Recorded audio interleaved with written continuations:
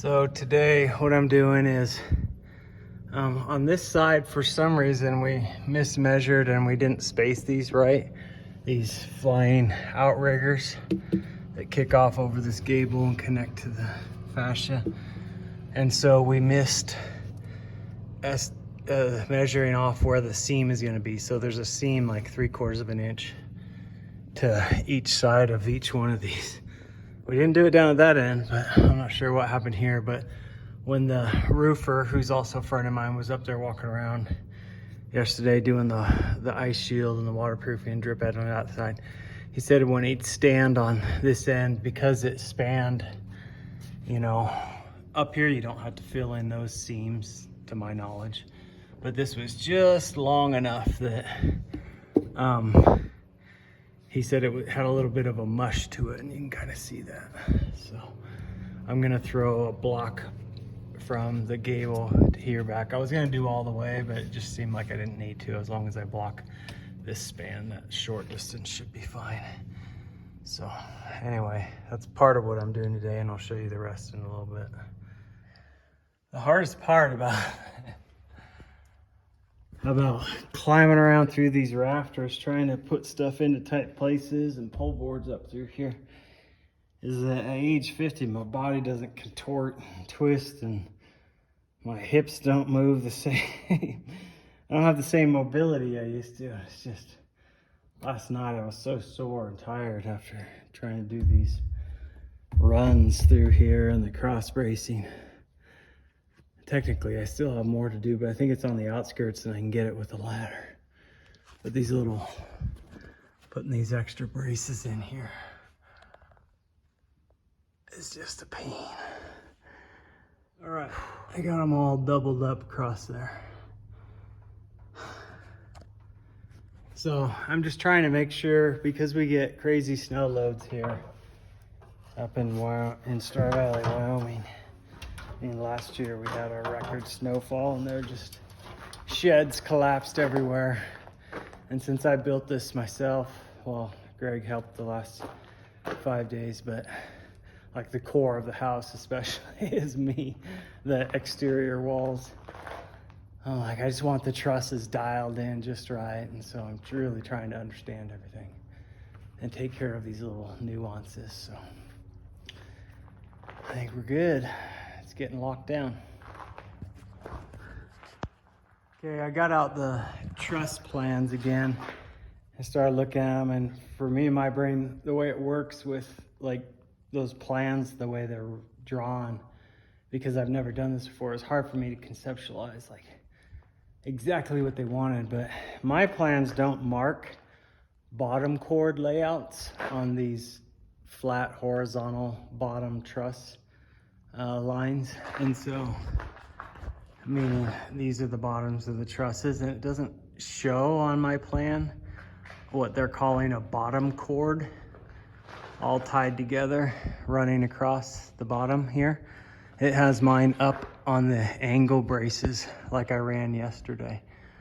But because their generic example shows a truss layout sort of like mine, and it has bottom cords, I'm gonna run a couple here just to lock all the trusses together. And then on the bottom cords too, it has, kicking off from these flat lines you put in, some angles, but not angling up on the cross braces. It's laying flat across the top here of the truss bases, and it angles here. It's kind of like a W, I think. So anyway, so I think I'm gonna go ahead and do that. You start to reach this point right now where you're like, it's good enough, it's all locked down. But again, our snow loads, and I just want this to be just right. So this is the bottom cord run I'm talking about. Just running them along here, along the bottom of the, and then mine calls for, well, their plan calls for some kind of angled brace, but I don't know where I'd fit it through unless it cuts through there. And same thing with these things sticking up. I don't know how to do the angle brace they show running flat across here. But, oh well, we'll figure it out.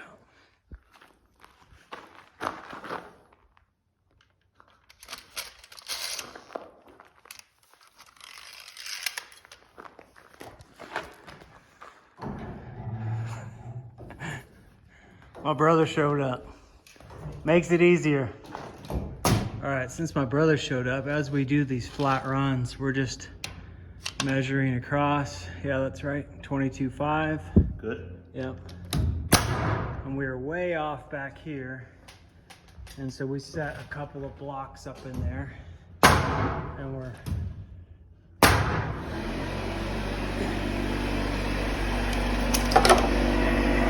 And we're playing off those blocks in that straightened line all the way across, so that when we go to put the cross blocks in for the drywall backing over every wall, we can just cut clean 22.5s and put them in all over the place.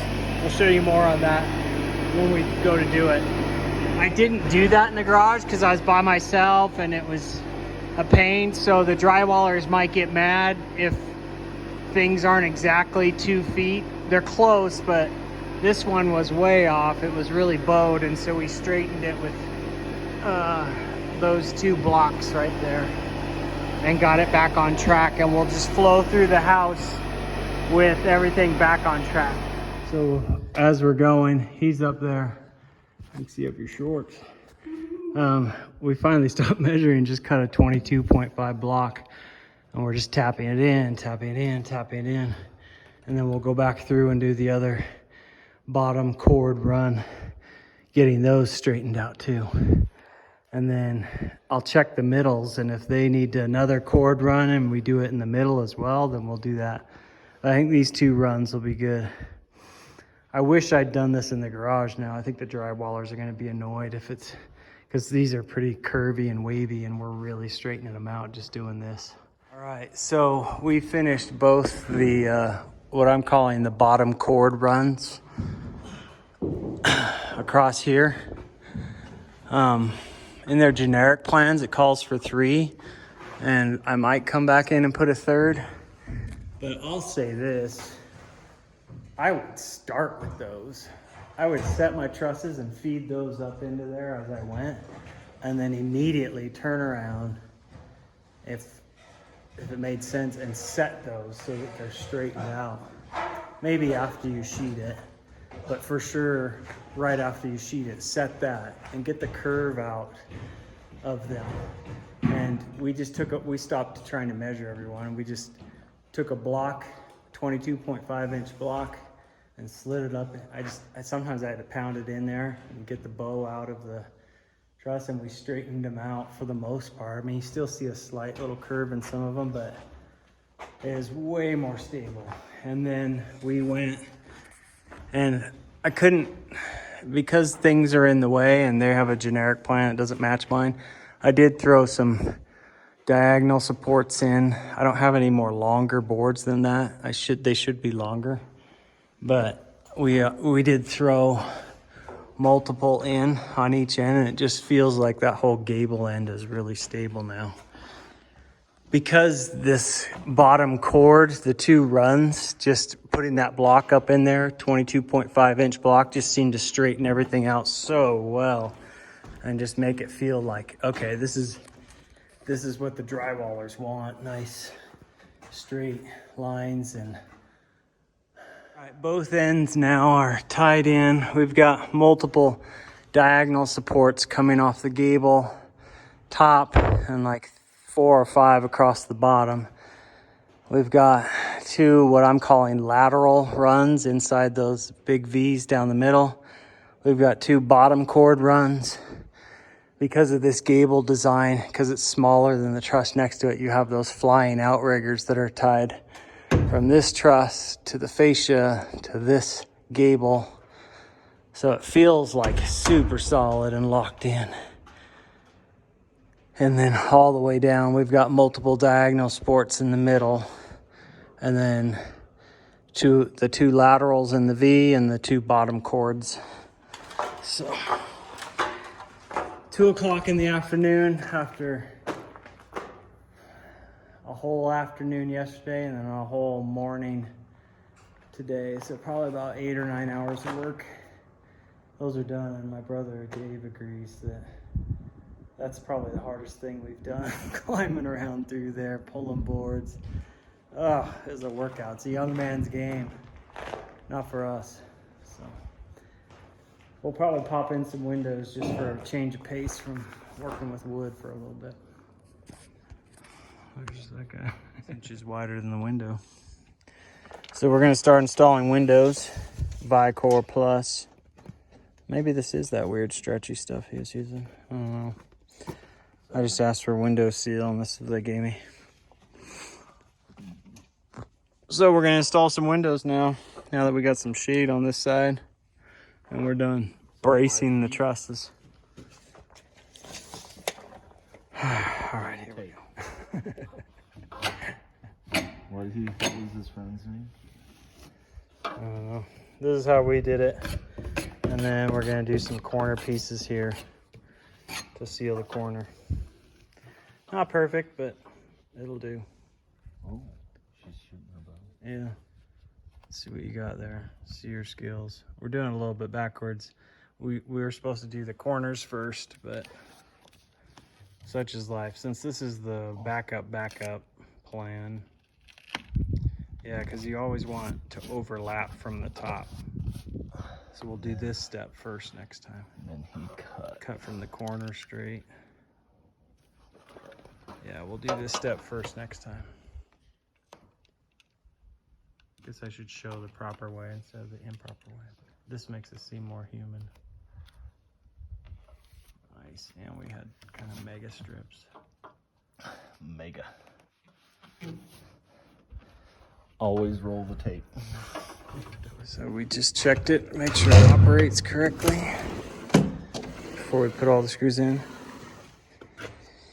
I'm assuming it can sit on the sill, but I'm not sure. Let me check. There we go. We just put the top strip on over the side strips. So we want about 6 inches above, 6 or so below. And then we did not do the bottom because we did the sill. Hopefully that's okay. We had it was level sitting on the sill, on the wood sill, but we went ahead and slid 3 shims under it just because it seemed like that's what people were saying, is to keep a gap around for any building flex or wood flex. So we'll see. And there was a debate online whether you shim the sides as well to keep the window solid, or if you should just spray foam in there or get the squirting foam in there to keep it rigid and solid. But I don't know. I always roll it. We don't have a roller, so we're using a cement mag and this guy. Okay, 1 window done, took us an hour. Well, we're getting the hang of it. We've got 1, 2, 3 in. That seems to be going well. We're gonna do one more big one and then go eat dinner because we're exhausted. Maybe I'll do a little full video of this one. So on this, we finally got smart and we did a corner thing where we taped the corner, slid it, folded it over. Then we laid one in there and then fold over. It's not perfect. I mean, there's better methods out there, but this is one of the methods. Seems to create a nice waterproof sill. And then we've been caulking the whole thing, the whole flange around, sticking it up in there. I go in and then we lift it and put 3 shims under.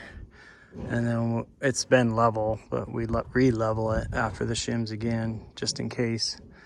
But we're just putting the shims on there so they sit, so there's some space all the way around that window, I guess, in case the wood adjusts and flexes and does weird things.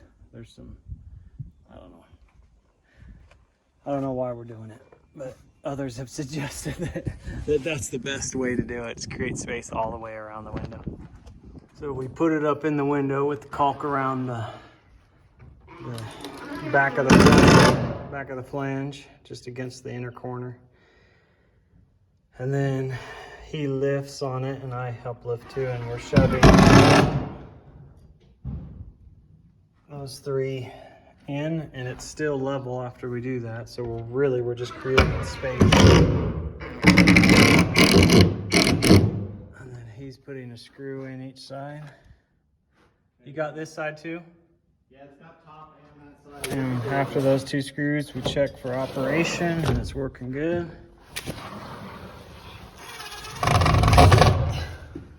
And we're good. Now I'm just leaving the windows open so we get cross breeze in here while we're working.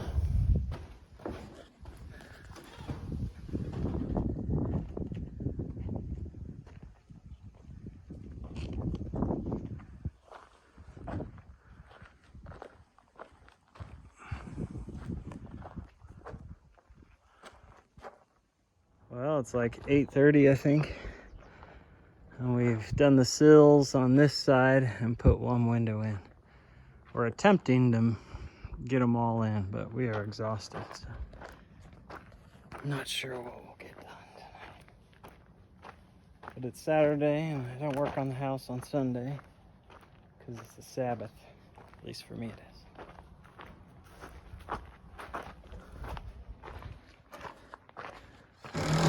Well, it's 9:30. Sun has dipped. We've got one window left, technically, of the windows we have. There's one on the end that around the corner here that I framed in last second that we weren't expecting, so it's not part of our window order that came. So we'll have to wait a month or so on that one. And I made the executive decision, because my wife's not answering her phone at this, and she's out of town. I didn't realize that was a slider and this was a solid, and they're the same window. So I put the slider above the kitchen and the solid here in the mudroom laundry. Fun. My brother's putting the last one in.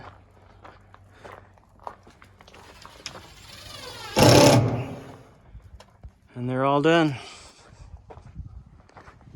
Except for the one around the corner that's back ordered. Looks good. We ran out of tape for around them, so I'll buy some Monday morning and come and tape around these last ones. Perfect.